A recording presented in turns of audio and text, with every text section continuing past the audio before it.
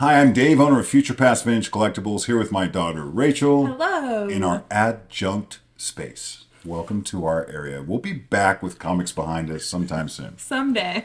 Check this book out. Would you mind showing this? This is X-Mutants #1 by Eternity Comics. Yeah, I like this. So I just, back to that same topic I was in the last episode of finding books you just never see.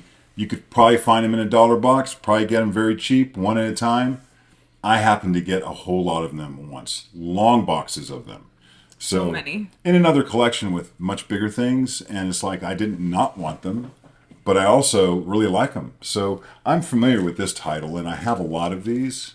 This is Elric #2 by PC Comics. And we didn't go through, there's so many thousands of books here, to go through and find every issue is kind of problematic, so we just took what we could find in the I did get Elric #1. Yeah, why don't you show that real quick? Yeah, this is Elric #1. This is actually by First Comics, though, so it's a different series than this one. Because this one's PC. Right. Well, I think there's like 5 or 6. I have many short-run series. So Elric was kind of known for running 4, 5, or 6 issues. Yeah, this is a limited series, The Sailor of the Seas of Fate. Yeah, and I think I probably have 2 or 3 copies of each issue of that. That's cool.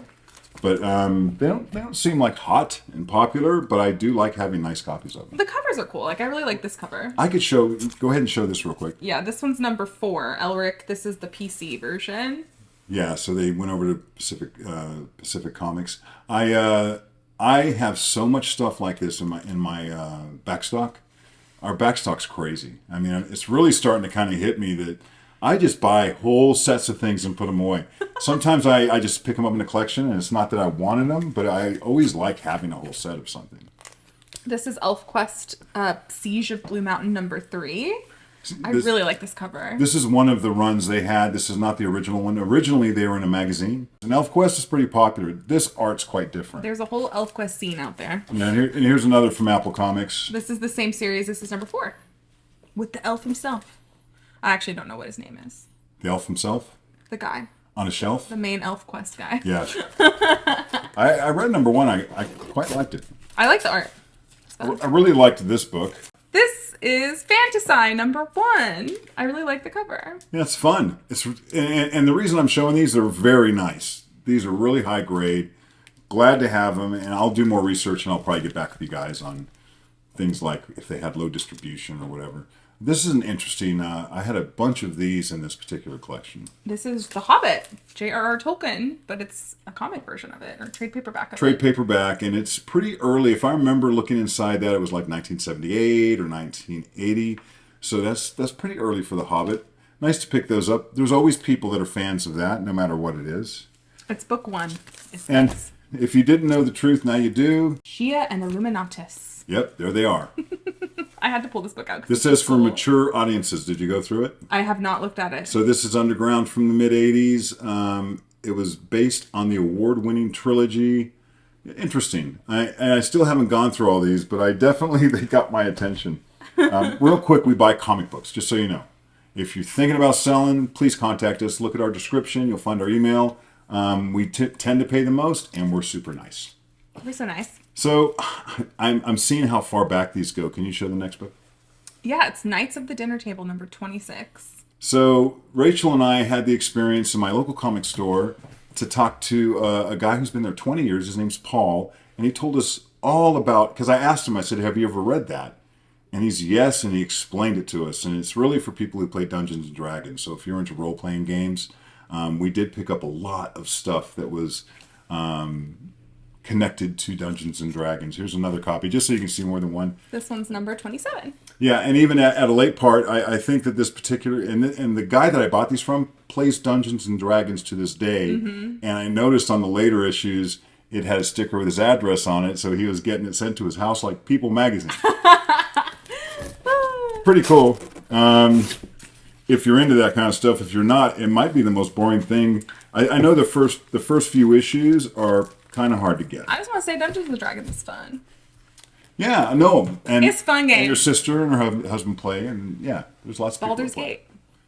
Ooh, we're into the ninja stuff. This is Ninja Elite #1. Yeah. So cool. Once again, now I'm turning into like, I love anything with ninja on it. I like any martial arts based comics, especially the earlier you go, the better. I don't even know what company made this. It's not on there.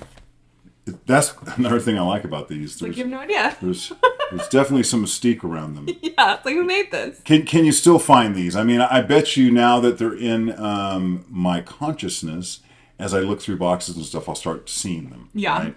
But yeah, show the next one. All right, this is Samurai number 14. These are also by Aircell. Yeah, let's show a few of those. Yeah, we have a few issues. This one's number 17? Actually, I think we have the entire run and maybe even multiples. We just haven't processed it all yet. This is one of the harder collections for me to process. This one's number 15? Yeah, we had to rebag it all. So when you're rebagging and boarding thousands of books, boy, that will stop you in your tracks. Yeah. Just keeping enough supplies on hand. It's expensive. This one is number 16. I like this one. Yeah, I like this one. And this one's number 18. Cool. That guy is going to kick that other guy's butt. He sure is. This is Samurai Penguin number 2. And you might be saying, where's the number 1? We don't know where it is. It's so we'll show it to you right here. So here's a picture of the number 1 because it's really cool. We definitely have one. I love this. And then here is the number 3. Yeah. Samurai Penguin. So fun. It's very fun. He's so cool. This is Thunder Bunny number 1. Once you get into Red Circle, I think that they become more common, and now people have probably seen that. Yeah, but it's the number 1, so I thought it was cool. I like everything Red Circle. Wizard of 4th Street, number 1 and 2. These are cool. Yeah, those are fun. So I'm just curious, have you guys ever seen any of these books? And last but not least, I'm going to move away and get into just some killer cover stuff. Here we go. This is Flamingo, number 1. Yeah. Pacific Coast. Love cool. this good girl, late era good girl stuff. So I'll put that away. And what I'll do later on is I'll become more aware of the market on these and if they're easy to get or hard to get. But yeah, let us know if you have any of them. Yeah. So check it out. I also picked up some slabs. This is Fantastic Four number 358, Death of Leah, Marvel's first die-cut cover, 5-page Doctor Doom story, 98 white pages, and it's a Winnipeg pedigree. There is some kind of Cree origin in there that's not on the label.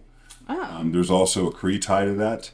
But this particular book, I had several copies of that in my original collection. Mm-hmm, I remember. They were not 9/8. So I have probably touched, since I've been back, 20 of these.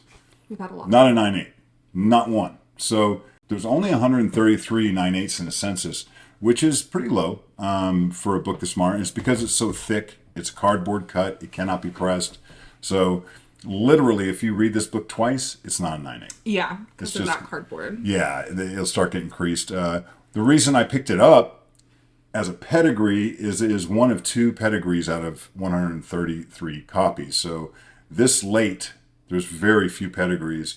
And I would like to get the other copy in pedigree and have the only pedigree copy. So I got something to look for now. Yeah, the other one's Golden State. So Yeah, Golden State. This and Golden State are the only things you're going to see this late with pedigrees. Here's Captain America 274, Nick Fury and the Howling Commandos, and Baron Strucker appearance, Mike Zeck cover, 9/8 white pages. Yep.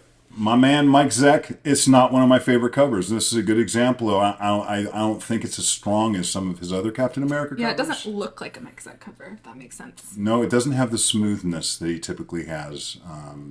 He reminds me of John Byrne. The coloring on his stuff, I think, is even better. Here's another book.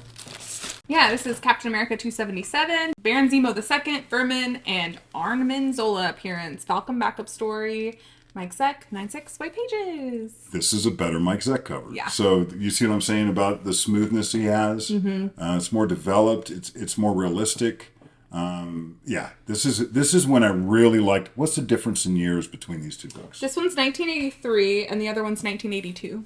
Yeah, so you can 1 already tell year. quite a difference. He's like maturing, and as he went into like the Captain America annual number 7 and some of the other stuff he did later in this run, I love it. So yeah, he grew into Captain America. He's one of my favorite people in the late era that drew him. We are going to be at Rose City Comic Con, which Yep. is on September 22nd, 23rd, and 24th. We have a booth there. So if you're in the area in Portland, Oregon, you should stop by and say hey. Yeah, if you're going to the convention, make sure to say hi. We're going to be there. Thanks. Woohoo! Showcase number 77. First appearance of Angel and the Ape. 9/4 creamed off-white pages. Yep, I seldom buy creamed off-white.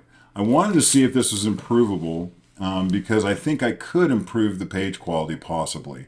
And I don't see it as being any higher than a 9.4, so it will remain that way.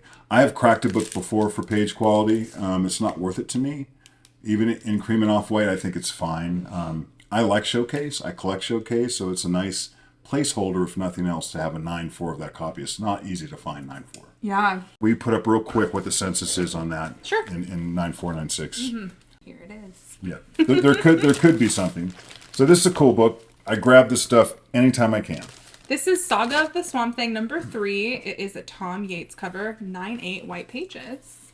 This is another series I think is best collected 9/8. It's current. Every series should be. No. In the 70s, I think it's unrealistic. In 1970s, even sometimes in the early 80s. But at this point, what year is that? 1982. I think you can get all of these in 9/8. There's a lot of these out there, and I like the Yates covers on the Saga of the Swamp Thing. He reminds me a little bit of Bernie Wrightson. He's got some melty face stuff going on. His form of realism with that heavy inking, I just dig it. I do have other copies of Swamp Thing we're going to show later that I like even more. So I did pick up some horror stuff. I've been accumulating books. PC alert, not mine, but his. This is House of Secrets 83. It is a Gray Morrow cover, 9/4 white pages. I never talk about Gray Morrow when it comes to this series. He didn't do a lot of covers. I like this one. It's kind of a deep dive. You really have to look at it, but it's a great cover and it has a dog in it. It's got the Neil, or is it Bernie Wrightson or Neil Adams that does the dog? They all did eventually. Oh, okay. They all did eventually, but it was Neil Adams, I thought, that perfected that after Wally Wood. Wally Wood, I think, brought that to the table in the 50s, right? Well, it's got the kids, it's got the dog, it's got the scary. It's got the colors. Deep purple, the cool lighting is really cool. Here's House of Secrets 84. This one's Neil Adams. Yeah, that might go in my horror sale. It's this is a good grade. I think that people can still afford these. They start getting expensive in 9.4, and in 9.6 they get downright silly. Actually, I think the market's kind of going crazy, and you have to be careful how you get these. Anyway, that's a great book. It's Neil Adams. Not my favorite Neil Adams cover, but it definitely, if you look at the dogs and the kid and the faces, it has that gray tone feel to it. It also has cool lighting like the other one does. It does. I mean, I love the fact that he never calls it in. He works on his covers. Now, this book is PC. This is Death Rattle #2, 1973, 9/4 off-white pages. Super low census. Can you put the census up on these? Yeah. Yeah. So I'm sorry. I love this cover. I have another copy of this. I may sell my undercopy. Yeah. Can you show the back cover? I may sell my undercopy in the horror sale. Definitely want to get these out in the universe. Everyone should own this. The #1, I think, is even better. Will you show a quick picture of what the #1 from this series looks like? Yeah. And that book's somewhat hot and gray, the #1. So I've recently had one of these and in a collection, and it was a 9.2. At first glance, it looked much higher, and I said, oh, PC, and then it turned into a 9.2 as I examined it. So I saw one, and I picked it up. Go ahead and show this. Detective Comics 431. It is a Jason Bard backup story, and it's a Kaluta cover, 9/6 white pages. Love Vampire it. Batman. Yeah, this is the kind of Batman cover I collect. I like this era, as you guys know. So I just happened to look for one. I found one. The price was right. I picked it up, and I'll put this in my PC for now. PC. There's a rhyme and reason to my PC, but I'm not a completist by any stretch. And the last book. House of Mystery 208, Nick Cardy cover, 9/4 white pages. Yeah, not a big Nick Cardy fan, although total props to the guy. He probably drew more covers than anybody. I mean, I like this Nick Cardy. So there's 2 or 3 Nick Cardy covers that are some of my favorite books. This is one of them. So I like his death. I like the purple and black mixture. This is PC for now. I'll park it in there. And I like these in 9.6, but you can't always find them. I find that some issues are easier to find in 9.6 than others. So I'm just slowly kind of closing in on the 70 or 80 books I want in those 2 series. And I realized by looking, I wrote them all down the other day on what I need. And I'm like, I don't have any.